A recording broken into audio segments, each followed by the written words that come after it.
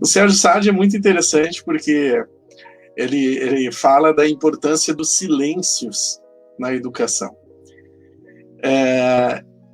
E uma das coisas que eu noto assim nas lives, nas reuniões, é o quanto é constrangedor os silêncios, que geralmente são causados por delay e problema tecnológico. Então, tipo assim, eu passo a palavra para o fulano,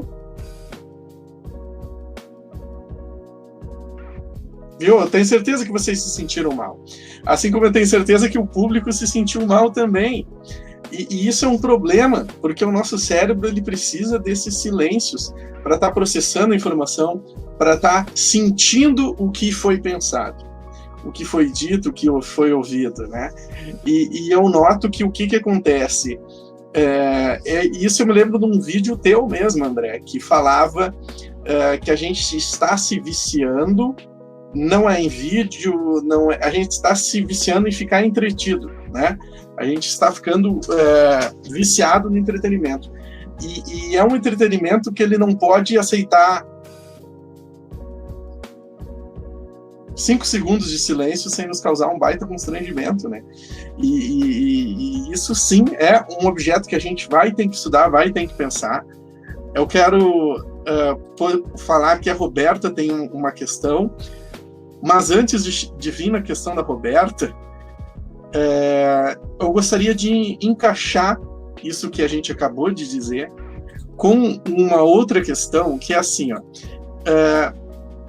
há uma competição, por tudo que foi dito aqui, eu creio que ficou claro para o público, que há uma competição desleal no YouTube hoje, entre quem faz ciência de verdade, né, com bases, fontes, referências, etc., e tem a preocupação em estar divulgando isso ali, em quem faz entretenimento disfarçado de ciência, ou algo ainda pior, né, pseudociência. Tá? Eu me lembro de muitas discussões do Pirula com fatos desconhecidos, acho que é um clássico da nossa internet. E aí a gente, sim, fatos desconhecidos é exatamente isso, é um canal de entretenimento, só que ele veste uma carapuça de ciência, mas aquilo ali é essencialmente pseudociência, né? E pega principalmente o público mais jovem e mais velho, né? O pessoal que ainda não sabe ou que não tem mais o ânimo de fazer uma pesquisa mais profunda para construir um senso crítico sobre o assunto, pega desprevenido. E, né, isso traz uma miserabilidade do pensamento muito grande. E isso se propaga com muita facilidade na rede, né? E tu pode ver que geralmente esses canais de pseudociência é muita coisa, é um vídeo de 10 minutos que é 10 coisas que você precisa saber sobre ciência política, por exemplo. O vídeo tem 10 minutos e fala 10 coisas que você precisa saber. Daí tu vê que é contraproducente, como tu acabou de falar. E esse conteúdo se propaga com muita velocidade. A questão que eu quero trazer para ti, professor André, e também para o Leonardo é como que a gente, ou se tem como, né, competir com ciência contra essa pseudociência, contra esse sensacionalismo, contra esse YouTube marrom. Como é que a gente pode competir conteúdo científico com conteúdo pseudocientífico nas redes? Inclusive, você falou do Fatos Desconhecidos, meu pai um dia estava aqui assistindo o YouTube e ele veio para mim e falou assim, nossa, vi um vídeo muito legal aqui sobre Atlantes e sobre as pirâmides do Egito e sobre mistérios, não sei o que lá. E eu falei, pai, dá uma pesquisada melhor, porque esse canal aí não é muito confiável, ele tem faz uma distorção dos fatos aí e tal. E é bem difícil, eu acho que tipo, o principal agora é a alfabetização científica, tanto para os mais jovens quanto para os mais velhos. E acho que o professor pode falar um pouco melhor, professor André. Não, excelente. Acho que concordo muito com o Leonardo. Acho que o caminho é realmente a alfabetização científica. E isso está uma camada abaixo da questão da divulgação dos resultados da ciência. Porque eu acho que talvez mais importante do que a divulgação dos resultados é a divulgação dos métodos, da cultura científica, do pensar científico, da discussão sobre o fazer científico, sabe? Acho que essa é uma das questões que são mais importantes. Essa questão de ciência e entretenimento realmente outra polêmica que eu tenho muitas dúvidas. Porque tem duas coisas diferentes. Uma coisa é a pseudociência como entretenimento, né, como sensacionalismo.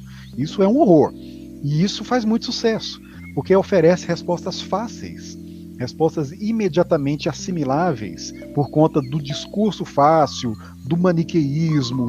Então cola muito rapidamente pelo sensacionalismo, pelo bizarro, pelo inesperado, e isso faz um desserviço, assim, é difícil mensurar o desastre, sabe, o prejuízo que esse tipo de conteúdo oferece.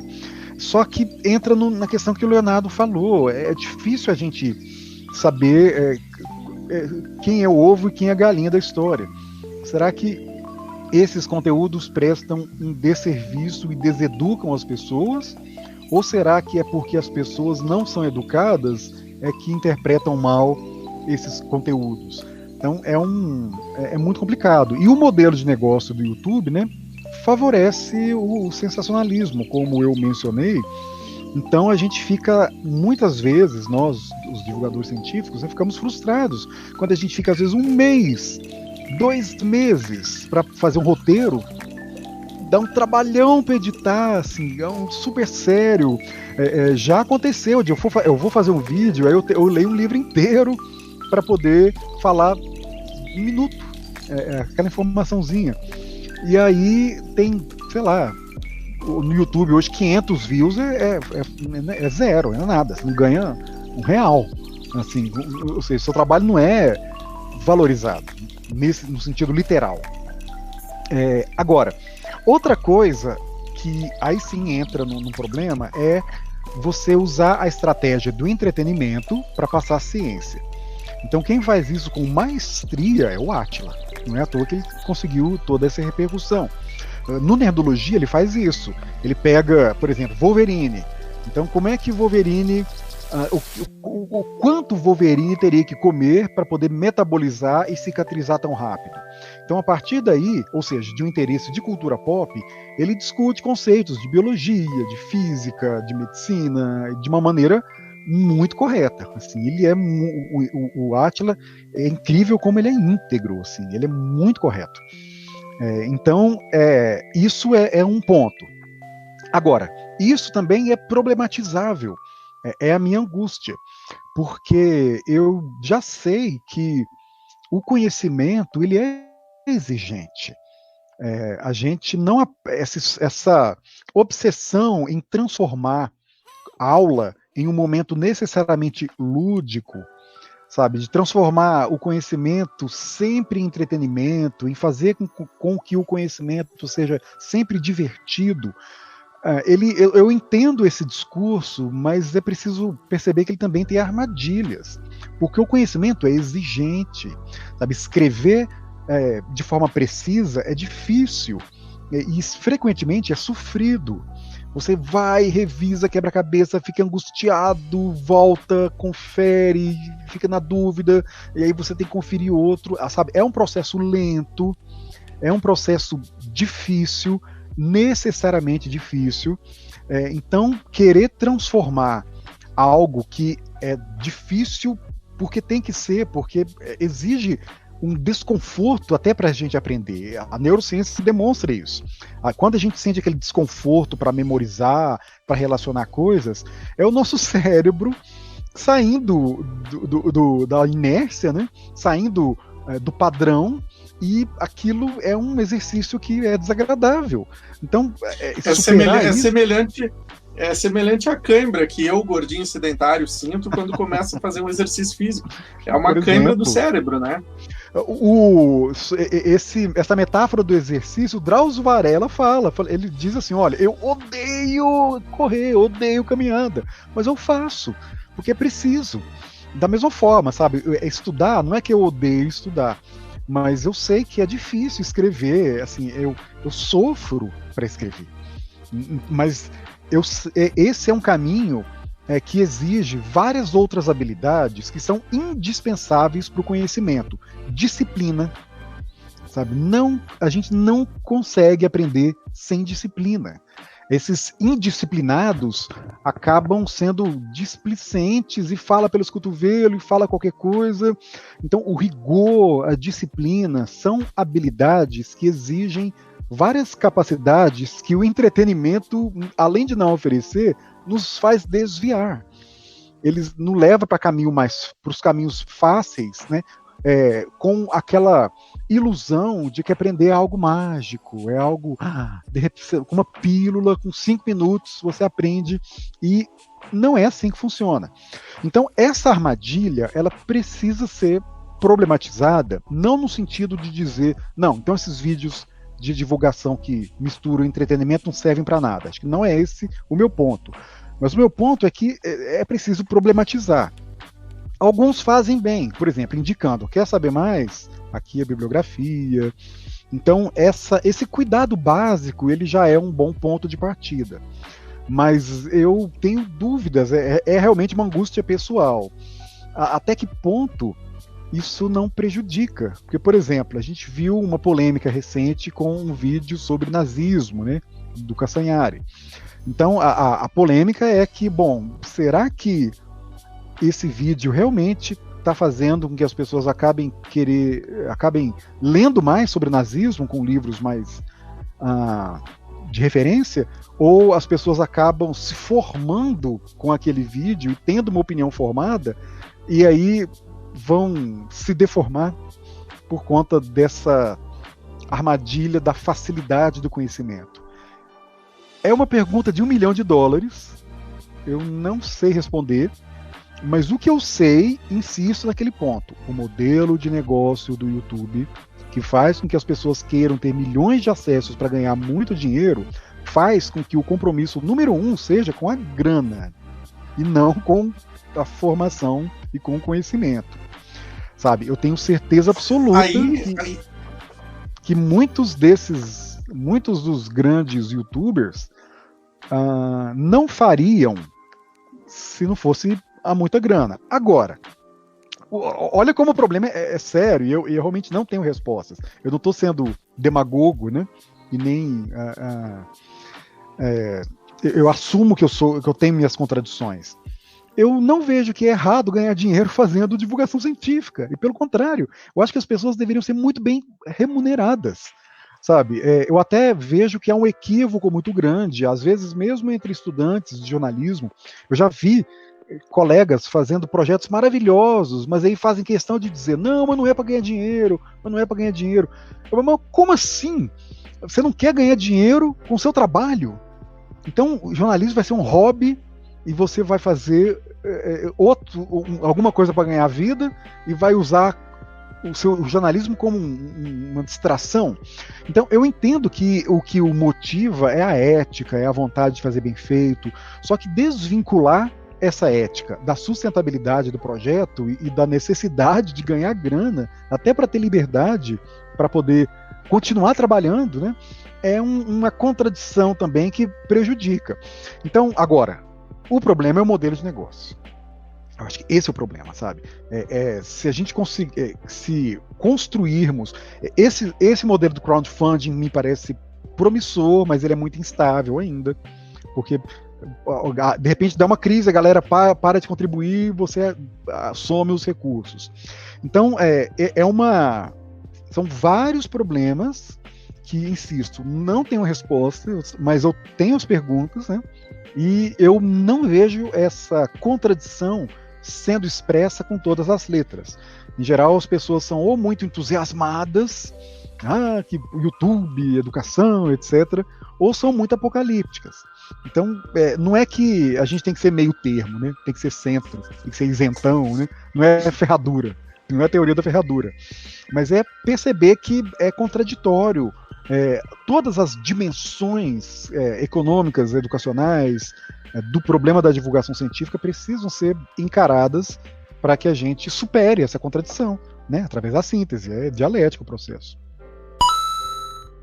Sim, hashtag Humberto Eco vive, né? Todas as referências aí a esse pensador, que é sensacional. E eu me lembrei um pouco também na fala do senhor do Charles Sanders Peirce, né? A teoria semiótica clássica, a filosofia norte-americana, E aí o Price fala ali quando ele o símbolo simbólico e o símbolo indicial, né? E o risco da consciência indicial. O que é consciência indicial? A pessoa ela se satisfaz com um indício, né?